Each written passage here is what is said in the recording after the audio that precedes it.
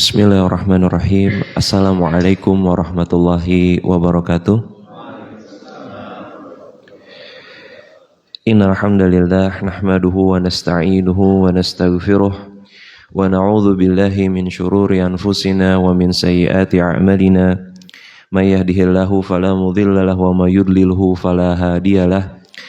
Ashhadu an la ilaha illallah wahdahu la syarika lah wa ashhadu anna Muhammadan abduhu wa rasuluh. Allahumma salli wa sallim wa barik ala nabiyyina Muhammadin wa ala alihi wa sahbihi wa sallam. Amma ba'du. Ayuhal ikhwah, bapak, ibu, akang, teteh, para asatiz, para tokoh, azanillahu wa iyyakum rahimani wa rahimakumullah, yang sama-sama kita mengharapkan taufik dan hidayah dari Allah Subhanahu wa taala. Kita bersyukur dan memuji Allah Subhanahu wa taala atas limpahan nikmat dan karunia yang Allah berikan. Wabil khusus pada hari ini Allah Subhanahu wa taala memberikan kesempatan kepada kita untuk sama-sama menuntut ilmu, memperbaiki ketakwaan kita, mengupgrade keimanan kita, dan mudah-mudahan ini bisa menjadi sebab Allah Subhanahu wa taala menginginkan kebaikan untuk kita semua. Lalu yang berikutnya salawat serta salam tidak lupa kita curahkan kepada baginda Nabiullah Rasulullah Muhammad sallallahu alaihi wasallam, dan mudah-mudahan keistiqomahan Bapak dan Ibu sekalian dalam menuntut ilmu ini menjadi salah satu tanda bahwasannya kita semua mencintai Rasulullah sallallahu alaihi wasallam. Dan mudah-mudahan kebaikan, syafaat, rahmat atas salawat serta salam tersebut sampai kepada keluarga beliau, kepada para sahabat, tabi'in, tabi'ut tabi'in, dan juga kepada kita selaku umatnya. Dan mudah-mudahan khususnya di bulan Muharram ini Allah Subhanahu wa taala menerima seluruh amal soleh kita. Allah lipat gandakan seluruh amal soleh yang kita perjuangkan. Lalu Allah Subhanahu wa taala menjadikan kita semua termasuk di antara hamba-hambanya yang masuk ke dalam surganya insyaallah. Baik, Bapak dan Ibu sekalian, bahwasannya insyaallah kita akan membahas terkait dengan bagaimana sih hukum lele gitu ya, makan lele. Walaupun sebetulnya tidak spesifik terkait dengan lele itu sendiri Pak gitu. Sebenarnya judul kajian ini berangkat dari tulisan salah seorang ustadz yang menyatakan mengkonsumsi hewan atau mengkonsumsi ikan lele ini hukumnya adalah haram gitu ya. Dan sebenarnya tulisan ini pun sudah dibantah oleh kiai-kiai kita, guru-guru kita, para asatiz yang lain terkait dengan masalah hukum makan lele ini.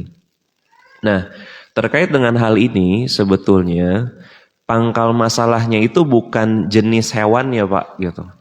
Tapi kategorisasi yang ada di dalam kitab-kitab fikih terhadap sebuah objek yang dikonsumsi itu sendiri. Jadi bukan spesifik lelenya gitu. Tapi bisa juga terkena kepada hewan yang lain gitu. Apa misalnya, apa saja hewan tersebut yang mungkin diberikan pakan atau konsumsi dari yang dihukumi sebagai sesuatu yang najis atau dia bangkai misalnya. Maka hewan ini dari sisi kajian ilmu fikih itu dikaji hukumnya.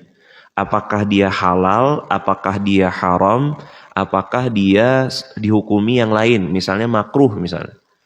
Nah, kita sudah pernah bahas nih Pak, bahwasannya hukum mentransaksikan najis apa Pak?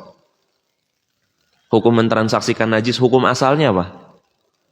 Haram, nggak boleh ya kan? Kenapa demikian? Karena dilarang oleh syariat. Nah, tetapi seseorang yang bekerja tapi seputar seputar terkait dengan najis ini. Misalnya contoh jasa sedot WC atau sedot tinja gitu. Tinjanya sendiri, objek tinjanya sendiri kalau ditransaksikan boleh ataukah tidak? Boleh ataukah tidak? Tidak. Nah, pertanyaannya terus kalau orang yang punya profesi sebagai pemilik jasa sedot WC tadi, kira-kira pekerjaannya halal atau haram? Gimana sih nggak konsisten ya teh? Najis tadi hukumnya kalau ditransaksikan apa? Haram. Najisnya nih haram. Terus ada orang punya profesi sedot WC. Sedot WC-nya halal atau haram?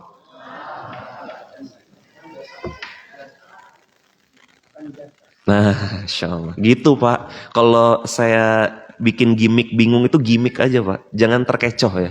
Jadi tegas hukumnya kalau sedot WC-nya sendiri apa? Halal. Karena dalam pendekatan fikih muamalah antara jasa dengan objek transaksi ada dua perspektif yang berbeda. Dalam masalah jasa atau nanti kalau dalam bab fikih nanti bisa dibahas masalah bab ijarah gitu ya.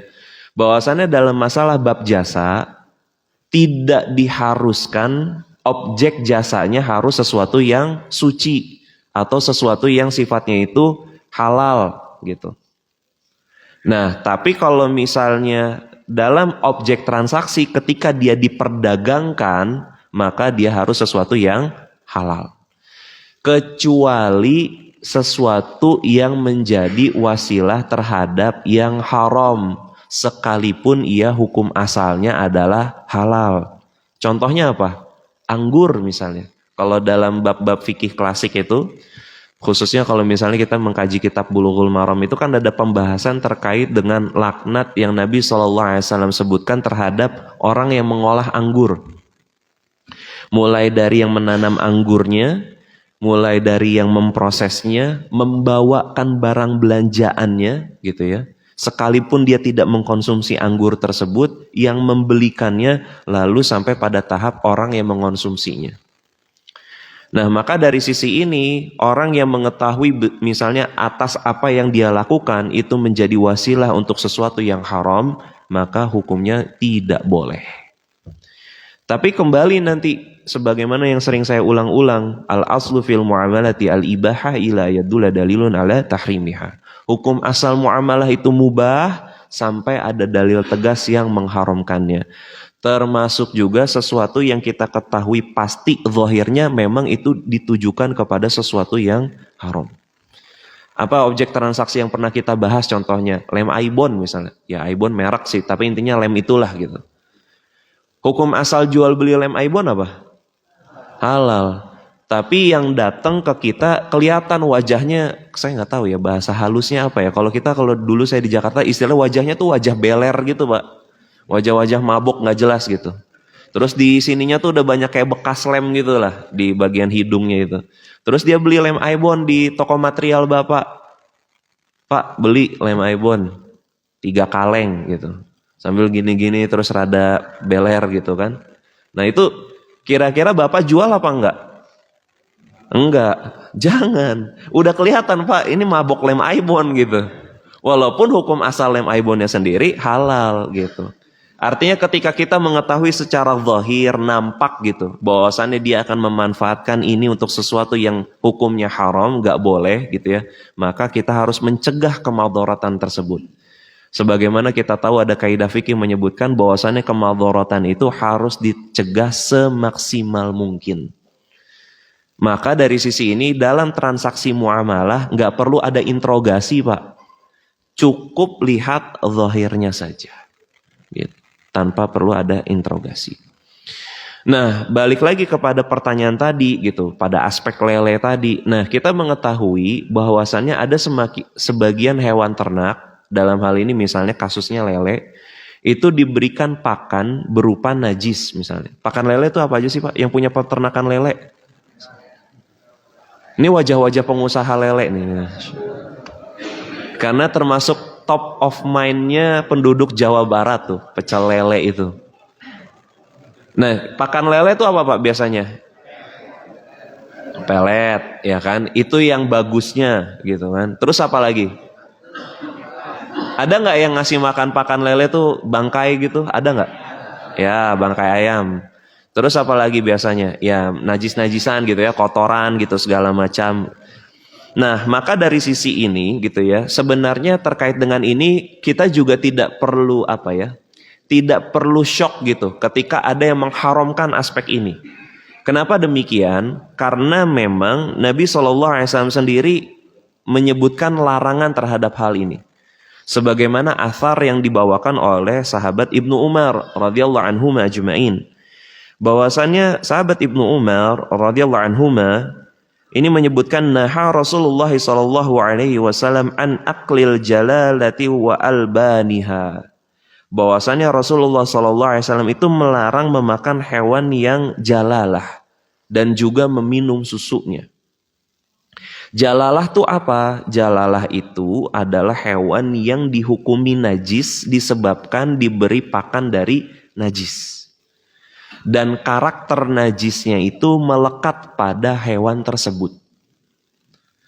Nah, maksudnya gimana melekat? Artinya si hewan ini ketika diberi pakan najis secara karakter dagingnya, aromanya gitu ya, dan gak perlu dirasain juga ya, itu dominan mirip dengan najis dengan najis yang ia konsumsi tadi gitu. Maka atas dasar dalil tersebut gitu ya, seperti mazhabnya Imam Ahmad bin Hambal Hanabilah itu mengharamkan, nggak boleh. Jadi dari sisi aspek ini ketika ada misalnya yang menyatakan ini hukumnya mengkonsumsi hewan lele yang diberikan pakan najis hukumnya haram, kita nggak perlu kaget Pak. Karena berabad-abad yang lalu imam kita, salah satunya Imam Ahmad bin Hambal sudah pernah mengeluarkan statement ini. Bahwasanya ia hukumnya tidak boleh. Adapun dari kalangan madhab yang lain seperti Hanafiyah, Syafi'iyah gitu ya. Bahwasannya hukum hewan jalalah tidak sampai pada tahap haram. Larangan yang disebutkan oleh Nabi SAW itu tidak sampai pada tahap haram, yaitu hanya pada sampai titik makruh saja. Konsekuensi dari hukum makruh Pak, itu bukan berarti terabas gitu, bukan. Sebagian kita karena mengetahui definisi makruh itu adalah sesuatu yang tidak disukai oleh Allah Subhanahu wa taala tapi tidak sampai dihukumi mendatangkan dosa gitu. Nah, karena nggak dosa terabas gitu. Nah, itu kita banget tuh. Ya. Jadi kalau cuman makruh terabas gitu. Enggak Pak, makruh itu dari para ahli hikmah menyebutkan, setelah kita mengetahui kaidah di dalam ilmu usul fikihnya, ahli hikmah menyebutkan ketika ada opsi yang jauh lebih baik, maka ambil opsi yang lebih baik tersebut gitu. Anggap aja misalnya jamaah Masjid Al-Ikhlas Cimareme ini bahwasannya memilih pendapat rokok itu makruh. Bukan berarti terabas dah cuman makruh iya lah hajar weh gitu. Hajar 2 bungkus deh Pak, ya Allah. Dihajar weh pokoknya udah makruh ya kan. Bukan Pak, ketika ada opsi untuk merokok dan tidak, pilihannya merokok. Ya Allah.